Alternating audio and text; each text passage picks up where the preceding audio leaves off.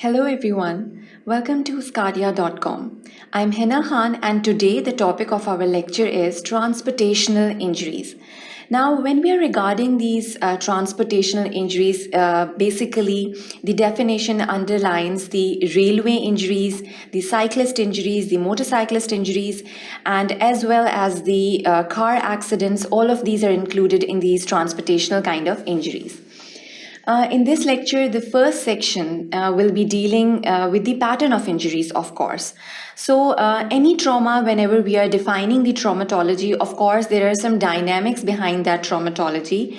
The whole forces that come into action and what are the variables and the invariables involving the type of injuries, it's again very important while we are discussing all of this in this section. So in this section, the first section basically is dealing with the vehicular injury and its dynamics in particular. We'll be discussing the patterns of injury of the vehicle occupants. Of course, there are the front seat passengers and then we have the driver as well as the rear seat passengers. So all of these will be discussed very comprehensively. The risks as well as the traumas that can occur to these passengers, all of them will be discussed here in this section. Moving on, we'll be discussing the front seat and the rear seat occupants in detail over here in this first section particularly. In the second section, we'll be dealing with the seatbelt and the airbag injuries. Of course, the seatbelts and the airbags are the defensive mechanisms that are designed to lower down the risks for the injuries.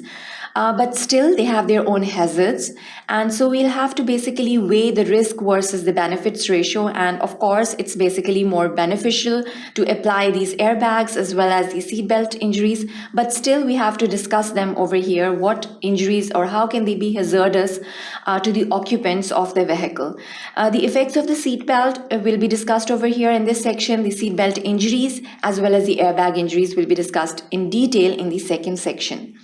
The third section mainly comprises of the injuries to the motorcyclists, the pedalists, the cyclists, as well as the pedestrians. So the pedestrians are also at stake over here, and so we'll be discussing that over here in detail.